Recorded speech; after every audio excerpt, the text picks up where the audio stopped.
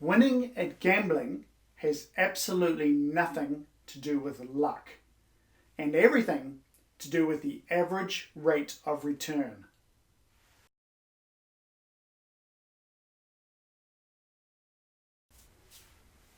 Probability is a part of statistics that deals with measuring chance, and it expresses chance as the likeliness that something will happen, and it expresses the likeliness that something will happen as a number, and this number underpins most of statistics. Despite this, in adult numeracy, probability is very rarely ever taught, which is a great shame because it's really good for two reasons. The first reason is that it's incredibly fun. It's highly engaging, and it has to do with winning, betting, and not being a sucker.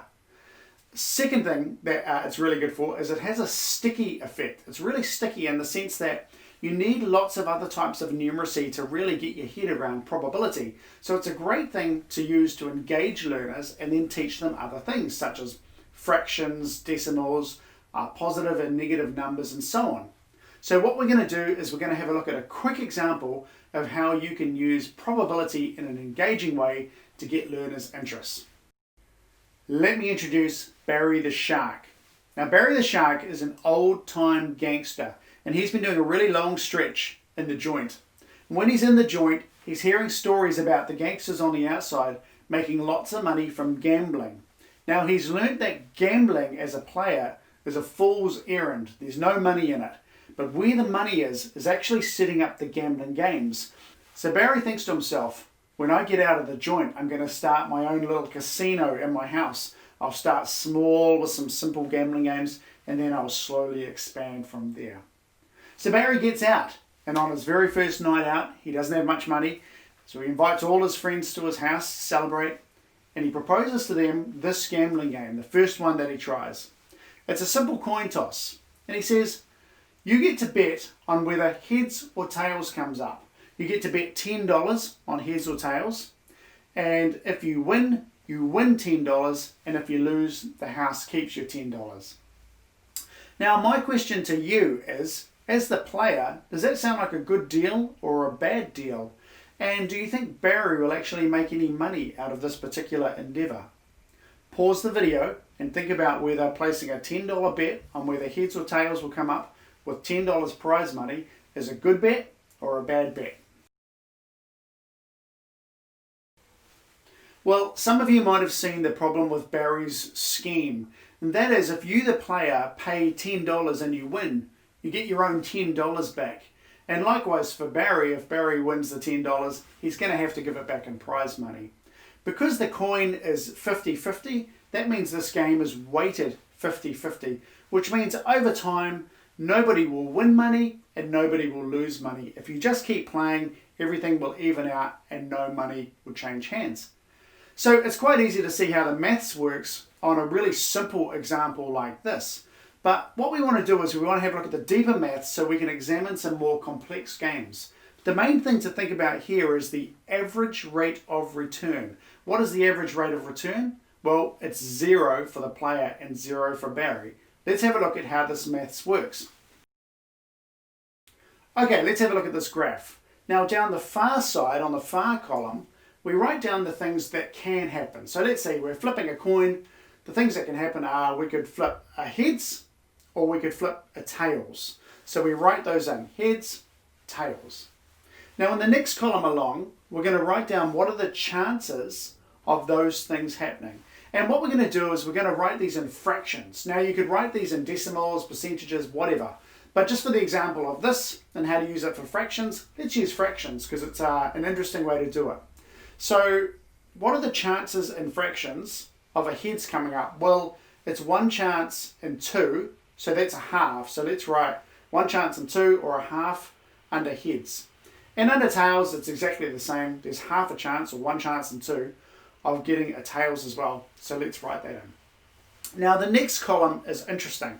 Let's have a look at this. This is how much you win if you actually get that option. So for heads, how much you're going to win. Let's just pretend that you bet on heads. If heads pops up, you're going to win $10, right? If tails pops up, you're going to lose $10. So we put negative 10 in that column. That is all you need to do to be able to work out whether a bet is a good bet or not. That's how you set it up. Now we're going to do the final calculations in this next bit. Let's move along to the next column where we work out the average rate of return. So let's work across heads. There's half a chance, there's $10 reward. So half times 10 equals 5. Let's do that with tails as well. We've got half times minus 10 equals minus 5. And now we add this column. 5 plus minus 5, so here's our negatives coming up, which is the same as 5 minus 5, equals 0. Now what that 0 means is that there's 0 profit in it. The average rate of return for the player is 0. So if you're really onto it, you'll be able to work these out, and I'm hoping at the end of this you'll take that opportunity. You can work out that the coin cost is actually 0 average rate of return for you, the player. So now that we've got that framework up, let's look at something a little bit more complex. Barry sends everybody home. He's made no money, head in his hands. He sits down, he thinks, what has become of my life? He doesn't think that at all. He thinks, how can I make more money? What's going wrong? I didn't make any money, but people were playing all night. So he sits there and he thinks, I think I know what the problem is. I need a new scheme. I need a new game. And because he's pretty much broke, he goes for the cheapest possible tool he can get, a 6-sided dice. And he decides that tomorrow night he's going to try this again, but he's going to have a new game. Here's his game. 6-sided dice. You, the player, get to pick one of those sides of a dice. Just imagine that you pick a 6, and you bet $4 that your 6 will come up. And if you win, you get $24. This is his game. He thinks $24 is enough to pull in the punters. That seems pretty good. If he creates some good fun around this, he's going to be in the money. So he invites all his friends this night, new friends, and he puts on some music and tries to make a bit of a jovial environment for these guys, and he plays the game. Now my question to you is, knowing what you know about that graph, can you work out whether Barry is going to make any money tonight, or whether he's going to lose money or make 0 money? The punters, they bet $4 on a single number of the dice coming up, and if they win, they get $24. Pause the video and see if Barry's going to make any money or not.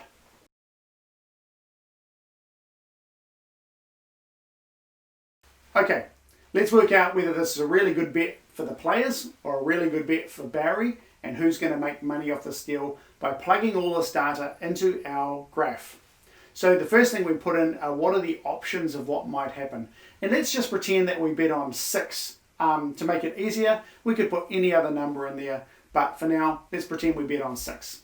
What are the chances? So what could happen? A 6 could be rolled, that's one thing that could happen, or any other number could be rolled. Those are the 2 options we've got. Either you roll your winning number or you don't. 2 options. Now we put in the chances of that happening. So what are the chances of rolling a 6 on a 6-sided dice? Well, it's 1 in 6. 1/6 chance is what you have of doing that. And what are the chances of not rolling a 6? Well, we could roll a 1, 2, 3, 4, or 5. So that's 5 out of 6. That's 5/6 chance of not rolling a 6. Now we move over into our winnings column here, how much you win. If we do roll a 6, we win $24, which sounds pretty good to me. However, if we don't roll a 6, we lose $4. So that's -4 in that column. And now we just multiply across. 1/6 of 24 equals 4. 5/6 of $4 equals 3.17 equals -3.17. Sorry, -3.17.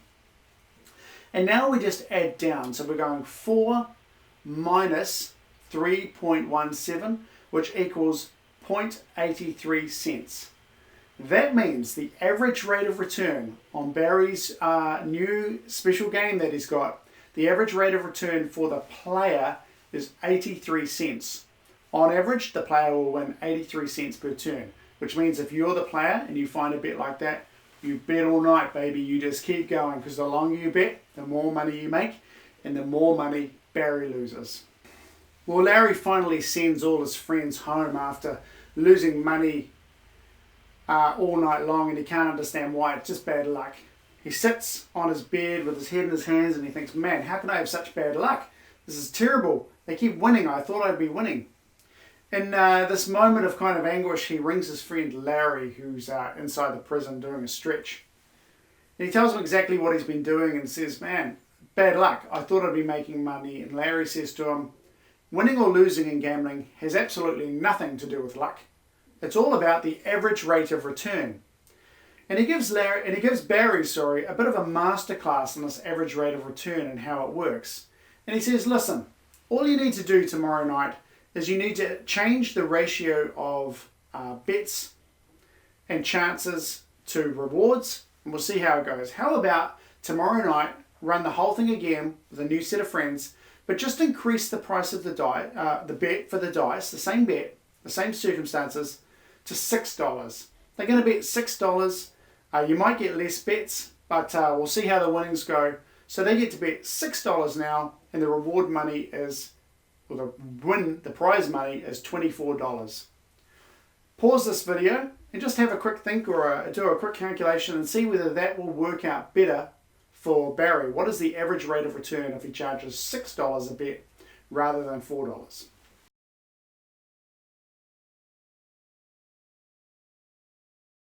Well, our graph is essentially the same. We can either roll a 6 or a non-6. The chances of rolling a 6 are 1/6. Prize money is $24. And if we multiply across, that equals $4 in that column. But something's changed here. There's 5/6 chance of not rolling a 6. But now it's negative $6 that the punter will lose. So it's negative 6. And if we multiply across, you can see that we get negative 5. 5/6 of negative 6 is negative 5. So we go 4 plus negative 5, or 4 minus 5, equals negative 1.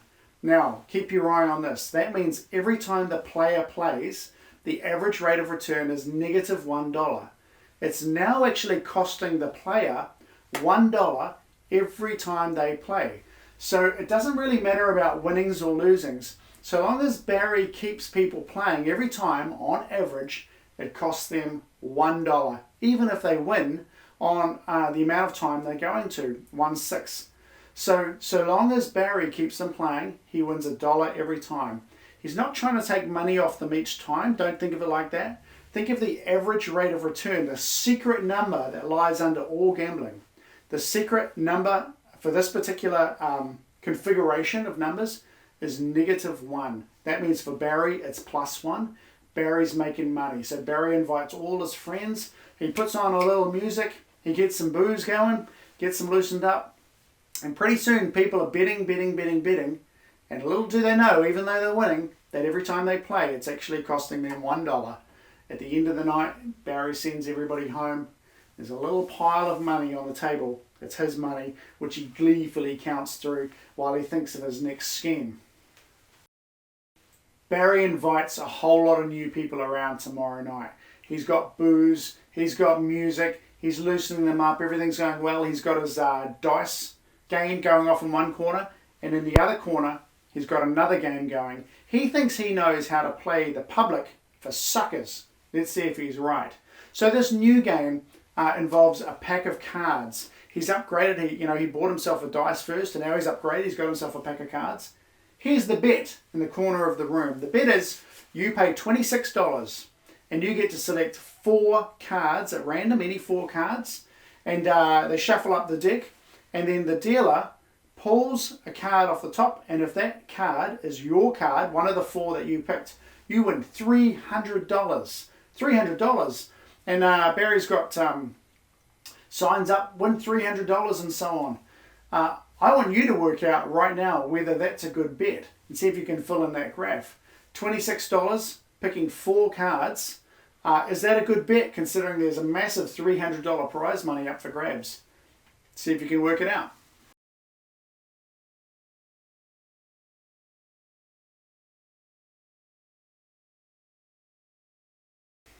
Okay, let's plug it into our graph and see whether Barry is playing the public for suckers or not. So first of all, what are the options on the side? What are the things that can happen? Well, number one, the dealer could pull your card out, or the dealer could not pull your card out. So those are the two options. What are the chances of the dealer pulling your card out? Well, there are 4 out of 52 cards. So that's 4 out of 52. In fraction speak, that's 4 52ths. Weird. What are the chances of them not pulling your card out? Well, that would be 48 out of 52. 48 52ths. Whew. Now, if you win, you get a massive $300. And if you lose, that's negative $26. So now we just multiply across. Let's try and work out what this average rate of return. 4 52ths of 300 is $23.08. Let's work out the bottom one. 48 52ths of negative $26 is negative $24.08. And now we add these together. So $23.08 plus negative $23.08 equals negative $1. And that means that every time a player plays, on average, they lose $1. It costs them $1 to play, and they don't even know it. Barry has a successful night. Every time people win, he celebrates it, makes big noises about it. Barry's on to a winner. So Barry goes back to his room later that night, and he's counting his piles of money. He's making more money than he thought, and now he realizes that by extending this principle, he can make as much money as he wants. And he thinks he's figured out sort of 3 general rules. Rule number 1, it doesn't matter anything about anything except for the rate or the average rate of return. The average rate of return can be hidden in the complexities of the game, but it's still the thing that makes him money. Number 2, people are highly motivated by the promise of money. In fact, it seems to erode their natural decision-making instincts. The promise of money keeps them going. Number 3, you have to draw people's attention to the few who are winning and get them to ignore or not notice the many who are losing. It's all about confirmation bias. Show them people who are winning, celebrate success whenever it happens so that people think, wow, I can win. Never let them become aware of all those people who are losing those times. And finally, a little bit of booze, a little bit of music, a little bit of a good time will have people spending that money like nobody's business. Barry the Shark is on to a winner. Gambling. The house always wins.